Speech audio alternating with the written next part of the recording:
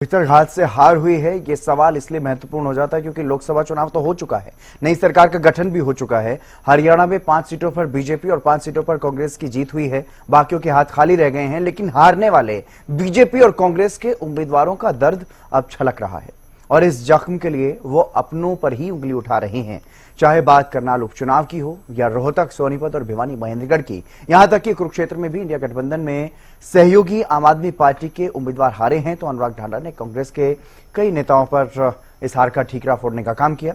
अब इसी तरह का मामला हिसार सीट से सामने आया है। बीजेपी उम्मीदवार रणजीत चौटाला का एक ऑडियो खूब वायरल हो रहा है जिसमें वो बीजेपी के 4 नेताओं कुलदीप बिश्नोई, परिहार, कैप्टन अभिमन्यु और सुभाष बराला को हार के लिए जिम्मेदार ठहरा रहे हैं। इससे पहले बीजेपी के मोहनलाल बड़ोली, अरविंद शर्मा भी भीतरघात का आरोप लगा चुके हैं पार्टी के नेताओं पर ही। कांग्रेस में गुटबाजी तो जगजाहिर है ही। कांग्रेस उम्मीदवार रावदान सिंह भी अपनों पर ही हार का ठीकरा फोड़ते हुए नजर आते हैं और करनाल उपचुनाव में कांग्रेस उम्मीदवार त्रिलोचन सिंह भी इसी तरह के आरोप लगा चुके हैं। यानी कि जिन उम्मीदवारों की हार हुई है उन्हें उनकी हार का जो बड़ा कारण लग रहा है वो भीतरघाती लग रहा है, अपने ही लग रहे हैं और इसीलिए वो इस तरह के बयान दे रहे हैं। वो बयान पहले आपको सुनवाते हैं, उसके बाद चर्चा इसी बात पर करेंगे। दीपेंद्र हुड्डा जब वो काउंटिंग हो रही थी, जो बैलेट काउंटिंग वाला जो सेंटर था, आरओ सेंटर, जो डीसी आरओ है उसमें काउंटिंग सेंटर में, तो मैं पहुंच गया था करीबन 8 बजे काउंटिंग सेंटर। तो मेरे बाद जो है, मेरे बाद दीपेंद्र हुड्डा जी आए काउंटिंग सेंटर में। तो मैंने उनको कहा, मैं भाई ये क्या ये सांस चढ़ा रहे हो, छक्का बोगस डाल रहे हो, ये भी क्या ये सांस चढ़ा रहे हो। बोले बोगस की बात नहीं है, बोले जो पार्टी के, आपकी पार्टी के जो लीडर हैं जिनसे हमारी बातचीत भी नहीं थी, उसने कहा मैं गंगा जल उठा करके कह सकता हूँ, उसमें कोई दो राय नहीं कि भी जो आपके जिनसे हमारी बातचीत भी नहीं थी उनने हमारी ठोक करके मदद। कुछ पार्टी के नेताओं ने जो पार्टी के खिलाफ काम किया है, उन्होंने पार्टी के साथ धोखा किया है। समय पे उनके ऊपर एक्शन भी होगा और समय पे उनको उसका भुगतान भी करना पड़ेगा, खामियाजा भी उठाना। चंडीगढ़ में ऐसी कोई ऑडियो वीडियो भी सामने आई है? जिन लोगों की ऑडियो वीडियो सामने आई है वो मेरे पास अभी मैंने देखी नहीं है, लेकिन मैंने जरूर सुना है पत्रकारों के माध्यम से। कार्यकर्ताओं ने भी अपने फ़ोन में मेरे को सुनाई है 1-2 वीडियो, और जिस प्रकार से उन्होंने कांग्रेस पार्टी के लिए सीधा काम किया है और कांग्रेस पार्टी के कार्यकर्ता के रूप में उन्होंने काम किया है, ना कि भाजपा के रूप में। सर, कोई विधायक है, पूर्व विधायक है या फिर कोई पदाधिकारी है पार्टी के? पार्टी के पदाधिकारी भी हैं, विधायक भी हैं, सांसद भी हैं, सब तरह के लोग हैं। जिसमें 10 को मिलेंगे, कोई भी नहीं होगा। ये तो गंदा अपने अंदर ही क्या करेंगे, बड़ी दुख की बात है। ये सारा कुलदीप भी था, वो ये पनियार भी था। बिल्कुल ही बड़ा दुख हुआ, हम तो घर से बाहर नहीं निकले अब तक। कोई नहीं, मैं कह रहा हूँ मैं निकल गया बाहर, कोई बात नहीं। अब तो हो गया, आगे की लड़ाई 3 महीने बाद फिर आ गया। ये वो तो है ही। और किसी की बैटिंग कराए, कोई बात नहीं, अपना तो चुनाव अब होना है। नहीं सर जी, हम तो अपने बाई इलेक्शन से आपके पीछे लगे हुए हैं। मंजूर बराला ये सारों ने जो नाश करा है, हाँ, बिल्कुल जी, बिल्कुल ही सिंचाई कराऊंगा, चिंता ही नहीं करो, माफ नहीं करता। नहीं, बिल्कुल ये तो कहे सभी ने गद्दारी की हमारे साथ। कुछ लोग ऐसे हैं जो साथ रह करके भी और उसमें दगा करना चाहते हैं। उन लोगों के चेहरे जनता जानती है, हमें बताने की जरूरत नहीं है, और वो आने वाले समय के अंदर इस बात की पहचान भी करेंगे कि वाकई में किस आदमी ने क्या किया। आप मानते हैं जी पार्टी के लोगों द्वारा कहीं ना कहीं भीतरघात हुआ है? ये तो हुआ ही है, कौन नहीं जानता इस बात, सब जानते हैं इस बात। देखो, हर पार्टी में, चाहे वो भाजपा, चाहे कांग्रेस है, चाहे ANLD है, चाहे जसपा है, चाहे और भी पार्टियां हैं, चाहे आम आदमी पार्टी है, हर पार्टी में काले भेड़िए होते हैं। बड़े नेताओं को उनकी पहचान करके जो सिर्फ अपने लिए वोट मांग सकते, दूसरे के लिए नहीं मांग सकते, उनके खिलाफ कार्रवाई करनी चाहिए। आपके साथ भी ऐसा हुआ सर इस बारी? हाँ, थोड़ा बहुत होता रहता है। आपके चुनाव प्रचार बढ़िया रहा, आपने खूब बड़ी मेहनत करी, कई किलोमीटर आप सवेरे निकल जाते थे, लेकिन कई लीडर नहीं आए आपके साथ सहयोग में। जिस तरह का सहयोग आपको मिलता तो काफ़ी बदलाव हो सकता था। आप मानते हैं? जो नहीं आए उनको भी खुद सोचना चाहिए। वो ये तो चाहते हैं सरकार हमारी बने, लेकिन फलाना एमएलए नहीं बनना चाहिए, ये सोचने वाले स्वार्थी लोग होते हैं। कुछ ताकतों ने ये कोशिश की कि हरियाणा की राजनीति में नव जीवन लेकर के आई आम आदमी पार्टी की भ्रूण हत्या कर दी जाए, क्योंकि उनको पता था कि अगर कुरुक्षेत्र की सीट आम आदमी पार्टी जीतती है तो उसके बाद ऐसा तूफान आएगा जिसमें ये पुराने राजनीतिक दल उड़ जाएंगे। इसलिए आम आदमी पार्टी की भ्रूण हत्या की साजिश की गई कुरुक्षेत्र के अंदर। लेकिन मैं उनको ये बताना चाहता हूं, जब बच्चा एक स्टेज से आगे निकल जाता है और गर्भ के अंदर जब वो बड़ा स्वरूप ले लेता है तो भ्रूण हत्या संभव नहीं होती, फिर डिलीवरी होती है। तो आम आदमी पार्टी अब अस्तित्व में आ चुकी है और जिसको आम आदमी चाहता है उसको आप पूरी ताकत, सारी साजिशें लगा के भी रोक नहीं पाओगे। तो क्या भीतरघात से हार हुई है, इसी पर चर्चा करेंगे। हमारे साथ कुछ खास मेहमान भी जुड़ गए हैं। रामराजी शर्मा, प्रवक्ता हैं भारतीय जनता पार्टी के, केवल ढींगरा जी, कांग्रेस प्रवक्ता, उमेश शर्मा, आम आदमी पार्टी के प्रवक्ता हमारे साथ जुड़ गए हैं। आप तीनों मेहमानों का स्वागत। सबसे पहले रामराजी शर्मा जी, मैं आपके पास ही आऊंगा क्योंकि आपके 3 ऐसे नेताओं के बयान हमने सुनवाए हैं दर्शकों को, जिसमें से एक ऑडियो, वायरल ऑडियो है जो रणजीत चौटाला का बताया जा रहा है। हालांकि हम उसकी पुष्टि नहीं करते हैं, लेकिन वो बयान आपने सुन ही लिया होगा। उसमें जिन नेताओं का नाम ले रहे हैं और उनकी आवाज भी आपने पहचान ली होगी।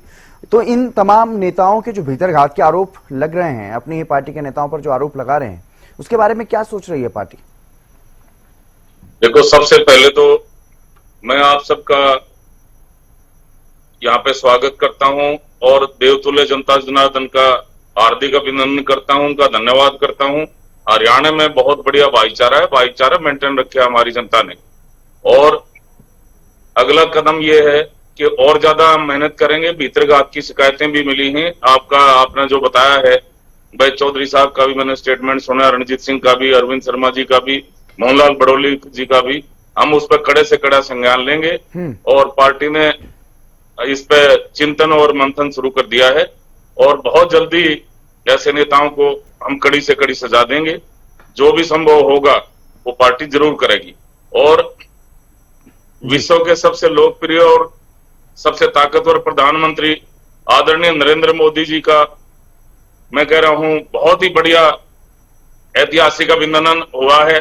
उनको दूसरी बार, क्या पंडित जवाहरलाल नेहरू के बाद में दूसरे ऐसे नेता हैं जिनका इतना भारी भरकम से 10 साल के बाद में जिनको तीसरा मौका मिला है, मैं उनका भी क्या नाम है, देवतुल्य जनता जनार्दन की तरफ से उनको भी मैं बधाई देता हूं।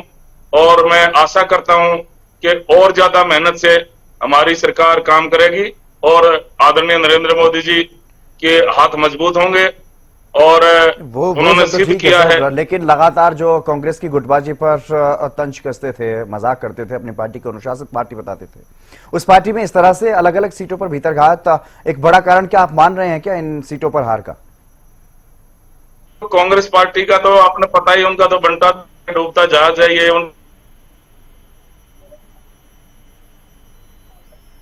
हमारी कमी रही, जहां भी हम उसको दूर करेंगे। कहीं हमारे अंदर भी भीतरघात हुआ है, भाई कई तरह की शिकायतें हमने भी मिली हैं और उन्होंने भी कई जगह गड़बड़ी करी है, कांग्रेस के कार्यकर्ताओं ने भी गड़बड़ी करी है और क्या कुछ और भी हमारे को शिकायतें मिली हैं, इनपुट मिले हैं, उस पर हम जरूर एक्शन लेंगे।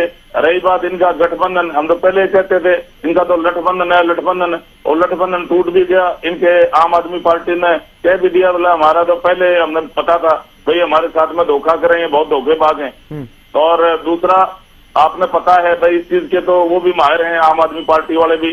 भाई अभी दिल्ली में कहते हैं भाई पानी नहीं आता, पानी नहीं आता, और वहाँ पंजाब में कहते हैं हमारे क्या नाम है, एक बूंद भी पानी हरियाणा को नहीं मिलेगा, और सुप्रीम कोर्ट तक चले गए। ये तो झूठ बोलना में चर्चा करेंगे रामराज जी। लेकिन हमारे साथ और भी मेहमान है, केवल ढींगरा जी भी हैं। केवल ढींगरा जी, 2 तरह की बातें हैं। एक तो गठबंधन को लेकर के भी जिस तरह का आरोप आप पर लगाया अनुराग ढांडा जी ने, उन्होंने कहा कि एक तरह से भ्रूण हत्या करने की कोशिश की गई आम आदमी पार्टी की, और दूसरा आपस में नेताओं में भी इस तरह की बयानबाजी सामने आ रही है, चाहे वो त्रिलोचन सिंह की बात हो या रावदान सिंह की बात हो। भीतरघात की बातें लगातार सामने आ रही हैं चुनाव के बाद, अब हार होने के बाद। तो उसको लेकर के क्या कुछ पार्टी की रणनीति है आगे, ताकि पार्टी और मजबूती से विधानसभा चुनाव में जा सके, या फिर इसी तरह से रहने वाला है? देखिए, आप जो आरोप लगा रहे हैं वो सिंगल साइड पे लगा रहे हैं। हालांकि भाजपा के मोहन ब्रोली भी ये कह रहे हैं कि हमारे भीतरघात हुआ। सर मैं केवल ढींगरा जी आप शायद शुरुआत से ही जुड़े हुए हैं हमारे साथ। मैंने मोहनलाल बडोली का बयान सुनवाया, अरविंद शर्मा का बयान सुनवाया, रणजीत चौटाला का जो ऑडियो वायरल हो रहा है वो भी सुनवाया, और साथ में आपके नेता रावदान सिंह, त्रिलोचन सिंह और अनुराग ढांडा, इन 6 नेताओं के बयान मैंने, इन 6 नेताओं की प्रतिक्रिया मैंने सुनवाई है। उसके बाद मैं चर्चा कर रहा हूं ऑल ओवर सभी नेता जो हारे हैं, जिन्होंने भीतरघात का आरोप लगाया है। अब आप अपनी बात कहिए।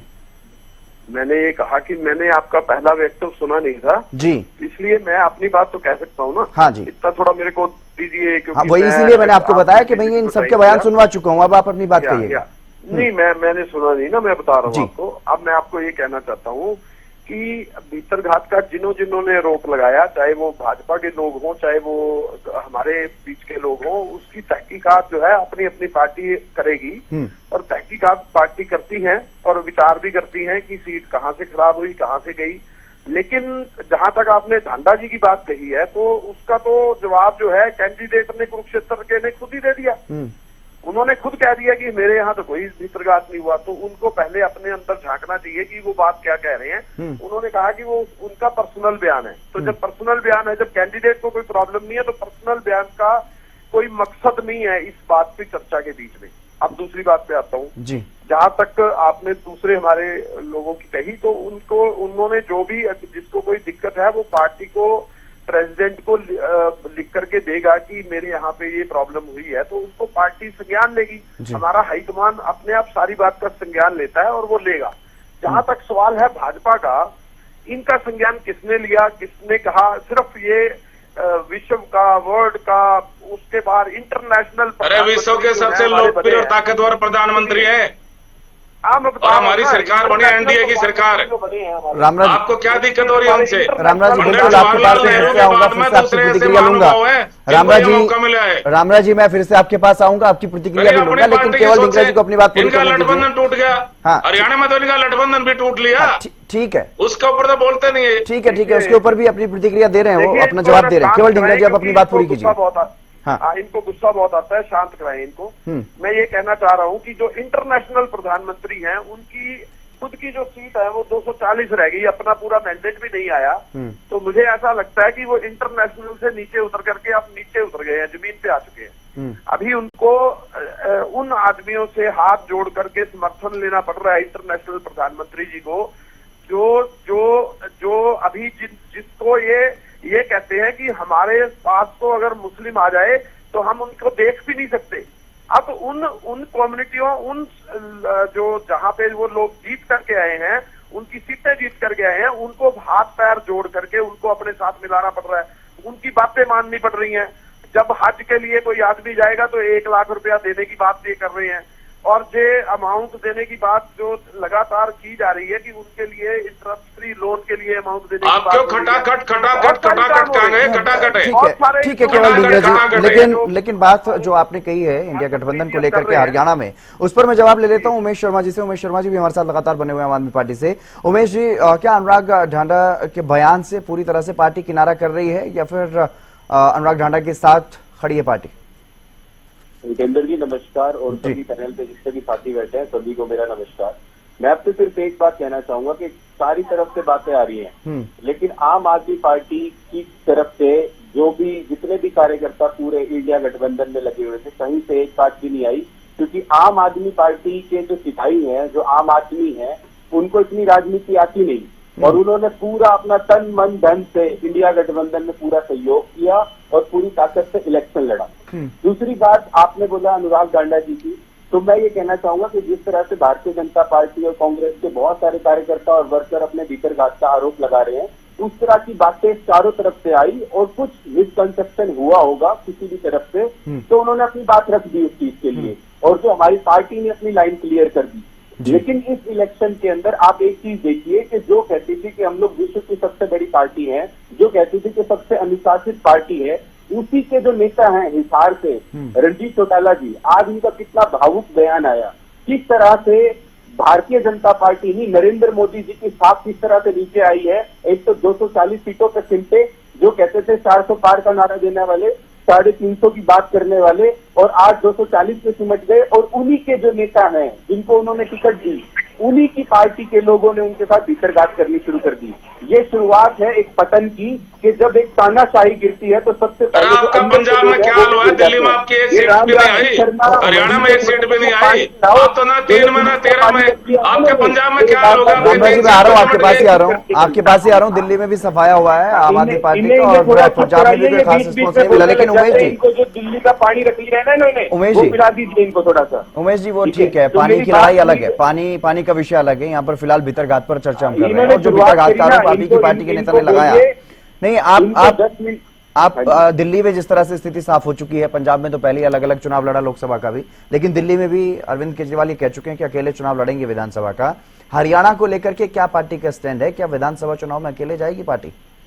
देखिए, ये पहले से ही डिसाइडेड था, जो इंडिया गठबंधन बना था ये लोकसभा चुनाव के लिए था, और लोकसभा चुनाव हम लोगों ने मिलकर लड़ा। आम आदमी पार्टी का एक एक कार्यकर्ता, एक एक सिपाही, अरविंद जी का सिपाही पूरे हरियाणा के अंदर कांग्रेस के साथ में खड़ा रहा, इंडिया गठबंधन के साथ खड़ा रहा, और हमारी जीत ये हुई कि जो पिछली बार से जो 10-10 सीटें भारतीय जनता पार्टी जीत रही थी, उसको इंडिया गठबंधन के लोगों ने मिलकर, जिसमें कांग्रेस और आम आदमी पार्टी थे, उसको हाफ पे ला दिया। और दूसरी चीज मैं आपको ये कहना चाह रहा था, ये रामराज जी शर्मा बीच में बोलने लग गए, इनकी आदत बहुत बुरी है ये। मैं सिर्फ इतना कहना चाहता हूँ कि जो वर्चस्व था, जिसमें कोई भी आदमी कुछ भी नहीं बोल पाता था, वो पूरा टूट चुका है। नरेंद्र मोदी जी का जो आडंबर बना हुआ था, वो आज भारतीय जनता पार्टी के जो लोग थे, जिस तरह से रणजीत चौटाला जी ने आज कुलदीप बिश्नोई जी के ऊपर रणदीप परिहार और अभिमन्यु और सुभाष बराला जी का नाम लेके बोला कि इन्होंने बेड़ा गर्क कर दिया, इनके ऊपर पूरी कार्रवाई कराऊंगा, तो आज भारतीय जनता पार्टी को उन्हीं के लोग अंदर घात भीतर घात करके मारना शुरू कर दिया है। और ये आप एक पतन की, इस तानाशाही के पतन की शुरुआत आज हरियाणा से भी हो चुकी है, कि उनके लोग भी उनको अंदर ही अंदर हराने पे लग गए हैं। रामराज जी शर्मा जी, क्या कहेंगे? क्योंकि एक संदेश अब जा रहा है, और जिस तरह के जो ऑडियो वायरल हो रहे हैं, उनसे स्थिति कहीं ना कहीं साफ होती हुई दिख रही है कि कौन कौन से नेताओं पर आरोप जो है वो लगाए जा रहे हैं। क्योंकि मोहनलाल बड़ौली का जो बयान सामने आया उसमें उन्होंने किसी का नाम नहीं लिया, अरविंद शर्मा का जो बयान सामने आया उसमें भीतरघात की बातें जरूर कही, नाम नहीं आया। लेकिन अब ये ऑडियो जो वायरल हो रहा है, इसमें नाम लिए और 4 बड़े नेता हैं हरियाणा के, चाहे कुलदीप बिश्नोई की बात करें, रणदीप परिहार की बात करें, कैप्टन अभिमन्यु और सुभाष बराला तो बीजेपी के पुराने दिग्गज हैं, इनका भी नाम इसमें वो लेते हुए दिखाई दे रहे हैं, खिंचाई करवाने की बात कह रहे हैं। तो क्या लगता है, क्या जो बड़े नेता हैं जिनके साथ तो कुछ समर्थक बड़ी संख्या में हैं, वो इस तरह से पार्टी को नुकसान पहुंचा रहे हैं? आपको लगता है ऐसा? देखो, पहले तो पार्टी अभी खुशी मना रही है एनडीए की हमारी सरकार बनी है, तीसरी बार हमारी सरकार बनी है, और पंडित जवाहरलाल नेहरू के बाद में आदरणीय नरेंद्र मोदी जी को दूसरी बार ऐसा मौका मिला है। ये दूसरे नेता हैं ऐसे जो 10 साल के बाद में प्रधानमंत्री बनने का मौका मिला है। नहीं तो 10 साल में तो आपने पता है वह सत्ता विरोधी लहर चल जाती थी और वो पार्टी सत्ता में नहीं आती थी। हमारी एनडीए सरकार तीसरी बार सरकार बनी है, और हरियाणा में भी तीसरी बार हमारी सरकार बनेगी, और दूसरी बार हमारे आदरणीय नायब सैनी जी हरियाणा के मुख्यमंत्री बनेंगे। विश्व में सबसे बड़ी पार्टी हमारी, तो सबसे बड़ा संगठन है, रामराज और जी हमारा शर्मा जी, ये बात बहुत तो मजबूत ठीक है, आप संगठन है। खुशी मनाई है, आपकी पार्टी के मैं नेता वही बात बता रहा हूं, प्रधानमंत्री आपकी बने हैं, लगातार तीसरी बार बने, इसमें कोई शक नहीं है, हर किसी को ये बातें मालूम है। लेकिन बात हम हरियाणा के स्तर पर कर रहे हैं, एक लोकसभा क्षेत्र के स्तर पर कर रहे हैं कि क्या पार्टी को वाकई पार्टी के नेता अब नुकसान पहुंचाने लगे हैं? क्या जो पार्टी अनुशासन का डंका बजाती थी, सरेआम बड़ी बड़ी बातें करती थी अनुशासन को लेकर के, उसमें अब अनुशासनहीनता हो रही है? मैं वही कह रहा हूँ, विश्व की सबसे बड़ी पार्टी है, हमारा संगठन बहुत मजबूत है और हम संगठन कौशल हैं, तो निश्चित रूप पे सही समय आएगा, पार्टी उस पर एक्शन लेगी। और अभी और भी मतलब जानकारी इकट्ठी करी जा रही है, उस पर चिंतन मंथन चल रहा है, तो पार्टी जरूर एक्शन लेगी, क्यों नहीं लेगी, लेकिन वो समय आने पे लेगी। हर चीज का समय होता है। अभी तो सरकार बनी है, अब तो जश्न मना रहे हैं, तीसरी बार हमारी सरकार बनी है। आदरणीय नरेंद्र मोदी जी, पंडित जवाहरलाल नेहरू के बाद में दूसरे ऐसे महानुभाव हैं जिनको ये मौका मिला है, तो मैं समझता हूँ अपने आप में गौरव की बात है। और हमारी सरकार बनी है और अच्छा काम करेंगे, सबको साथ लेके चलेंगे। और हरियाणा में भी मैं समझता हूँ कितना बढ़िया काम हुए हैं। हरियाणा एक, हरियाणी भी एक, सबका साथ सबका विकास सबका विश्वास, इस पैटर्न पर हमारी सरकार काम कर रही है। हरियाणा यानी कि जो भीतरघाती हैं उनकी पहचान की जाएगी, उन पर एक्शन लिया जाएगा, ये बात आप कह रहे हैं? बिल्कुल जरूर लिया जाएगा। केवल ढींगरा जी, आपकी पार्टी हाँ जी, में जी। आपकी पार्टी में तो लगातार इस तरह की स्थिति बनी रहती है, गुटबाजी को लेकर के लगातार सुर्खियों में बने रहते हैं कांग्रेस के नेता। लेकिन अब जब इस तरह के बयान सामने आ रहे हैं, रावदान सिंह खुले तौर पर ये कह रहे हैं कि भीतरघात तो हुआ ही है, हर किसी को पता है, तो ऐसी स्थिति में क्या पार्टी ऐसे नेताओं पर एक्शन लेगी जिनका इस चुनाव में इस तरह की स्थिति रही है? देखो, सवाल ये है, मैंने आपको पहले भी इसी बात का जवाब दिया है, कोई जो कैंडिडेट है जी, अगर वो हमारे हाईकमान को लिख के देंगे तो उसके ऊपर पार्टी संज्ञान लेगी। इसको तो कोई दो राय नहीं है कि जो कोई आदमी अगर कोई भीतरघात करता है, पार्टी में रह के पार्टी के साथ दगा करता है, उसके खिलाफ तो कार्रवाई बननी चाहिए और होनी भी चाहिए, इसमें तो कोई दिक्कत ही नहीं है। लेकिन सवाल यहाँ पे ये है कि जो ये बहुत बड़े इंटरनेशनल प्रधानमंत्री हैं हमारे, ये आपको क्या दिक्कत आ रही है? विश्व के सबसे लोकप्रिय और ताकतवर प्रधानमंत्री हैं ढींगड़ा साहब, आपको क्या दिक्कत आ रही है उनसे? तीसरी बार बने, तीसरी बार वो, और पंडित जवाहरलाल नेहरू के बाद में रामराज जी, दूसरे रामराज जी, महानुभाव है जिनको ये रामराज मौका जी मिला ठीक है ना, तीसरी बार बने हैं, दूसरे ऐसे नेता हैं जो और पंडित आपका नेहरू तो- के बाद आपका लगातार तो तीसरी बार पीएम बने, राहुल ठीक है, ये बात सबको मालूम है। रामराज जी, अब इनकी बातें सुन लीजिए, आपने जो बातें कही हैं उन्होंने सुनी है। राहुल गांधी के सामने इनका लट बज रहा था जी, किरण चौधरी का और रावदान सिंह का, राहुल जी के सामने की बात है ये तो। ठीक है, केवल ढींगरा जी, आप पहले भी चर्चा में जुड़े हैं हमारे साथ। जब किरण चौधरी की तरफ से कोई बयान सामने आता था तो आप कहते थे कि पार्टी लाइन में रह करके पार्टी के नेताओं के साथ ये बात होनी चाहिए, पार्टी नेतृत्व तक बात जानी चाहिए, मीडिया तक नहीं। लेकिन रावदान सिंह तो खुलकर के मीडिया में कह रहे हैं, त्रिलोचन सिंह खुलकर मीडिया में कह रहे हैं, उनके लिए आप ये जरूर कह रहे हैं कि पार्टी के अध्यक्ष को लिख करके भेजें। लेकिन क्या लग रहा है, इस तरह की बयानबाजी से कोई नुकसान पार्टी को होगा? नहीं, मैं आपको बताना चाह रहा हूँ, देखो हमारी पहले लोकसभा में 10 की 10 सीटें भाजपा पे थी, अब 5 रह गई इनकी जी। अब इनका 5 का भी जाने का टाइम आ गया, और हरियाणा के अंदर विधानसभा का इलेक्शन है 3 महीने बाद जी। और बीजेपी का जाने का टाइम आ गया। आपको मालूम होगा कि जब 2019 का चुनाव हुआ था तो हमारी सीटें जो थी वो 31 आई थी, 15 से 31 हो गई थी, अब 31 से 70 से पार होने जा रही है। तो इनका तो सुपड़ा साफ होगा ना, क्योंकि अब इनकी हालात खराब है। देखो, आज हर वर्ग को पिटाई करी है इस सरकार ने, वो तो समझते नहीं, लेकिन जब एक हरियाणा में पंचकुला का एक बॉर्डर है जिसके ऊपर हर रोज लाठियां चलती थी और लोगों के जब सिर लाल किए जाते थे, तो अब यही तो अब इनको रिवर्ट देगा, क्योंकि किसानों के साथ यही कर दिया, कर्मचारियों के साथ यही कर दिया, सरपंचों के साथ यही कर दिया। आपने किसानों के साथ क्या किया था? आपने सस्ते भाव में जमीन हड़प ली थी और महंगे भाव में बिल्डरों को बेच दी थी, आपने क्या किया था? रुक जाओ, आप सवाल मत करो, जवाब सुनो मेरा ना। सवाल तो एंकर महोदय ने कर लिया, उसका जवाब दे रहा हूँ ना। अब जब ये इन्होंने इतनी लाठियां भाजी हैं हर वर्ग के ऊपर, तो इनको रिवर्ट तो मिलेगा उस बात का। नहीं तो कहीं ऐसा तो नहीं है ना केवल ढींगरा जी, जिस तरह की उम्मीद आप लगा रहे हैं, और अगर इसी तरह से भीतरघात चला और ज्यादातर सीटों पर अगर ऐसा चला तो फिर तो मुश्किल हो जाएगी जीत। आप हरियाणा के 10 साल हुड्डा साहब की सरकार के गिने, उसमें उसके काम गिने, और इनकी जो 10 साल की 9.5 साल की इनका जो हाल था वो देखें, तो जनता तो उस बात को कंपैरिजन करती है ना। जनता देखती है काम कौन कर रहा है और लाठियां कौन भाज रहा है। बिल्कुल 3 महीने बाद विधानसभा चुनाव भी आ जाएंगे, तब भी स्थिति देख लेंगे, क्योंकि लोकसभा चुनाव में हमने देख ही ली है स्थिति किसकी क्या है, किसमें कितना दम है। उमेश शर्मा जी भी हमारे साथ हैं। उमेश जी, जिस तरह का प्रदर्शन आप कह रहे हैं कि इंडिया गठबंधन ने जिस तरह से चुनाव लड़ा हरियाणा में, 5 सीट पर इंडिया गठबंधन के उम्मीदवार जीते हैं, और मिलकर के आप लड़ाई लड़ने की बात यहाँ पर कर रहे थे अभी लोकसभा चुनाव में, तो क्या संभावनाएं हैं इस तरह की कि जो बयान सामने आया अनुराग डांडा जी का, उसके बाद भी अगर इसी तरह की रिपोर्ट्स आपके पास आती हैं, क्या उसके बाद भी इस तरह की कोई संभावना है कि विधानसभा चुनाव में दोनों पार्टियां फिर से साथ नजर आएंगी? देखिए हितेंद्र जी, मैंने आपको पहले भी बोला कि ये जो इंडिया अलायंस जो था ये लोकसभा चुनाव के लिए बना वो था। ठीक है, और मैं संभावना पर बात कर रहा हूँ उमेश जी। जी, मैं ये कह रहा हूँ कि अब संभावना सबसे बड़ी ये है कि जो अब की बार चुनाव हुआ और लोकसभा चुनाव के अंदर सबसे ये रही कि हरियाणा के अंदर बहुत ज्वलंत मुद्दे थे, जिसमें 750 किसानों की शहादत थी, उससे लोगों ने चुनाव किया। उसके अंदर संविधान खतरे में है, ये बात जन जन को पता चल गई। जिस तरह से भारतीय जनता पार्टी के लोगों ने बोली, तो उस मुद्दे के ऊपर हुआ, कर्मचारियों ने अपने मुद्दे के ऊपर वोट किया। तो मैं ये कहना चाहता हूँ कि हरियाणा की जनता इतनी जागरूक है कि उसके मुद्दे पे चुनाव करना शुरू कर दिया है, और अगले 3-4 महीने बाद जो चुनाव आने वाला है वो भी निहायती मुद्दों पे होगा। वो मुद्दे क्या होंगे? जिस तरह से आज आप देख रहे हैं कि 1414 बच्चे नीट के अंदर, दिल्ली के अंदर गरीब का बच्चा जो ऑटो चलाने वाला, उमेश जी, किस मुद्दे पर, किन मुद्दों पर चुनाव होगा वो एक अलग विषय है। जब चुनाव होगा वो तब मुद्दे सामने होंगे, लेकिन क्या संभावनाएं आपको लग रही हैं? गठबंधन होगा आपका या अकेले अपने दम पर चुनावी मैदान में नजर आएंगे?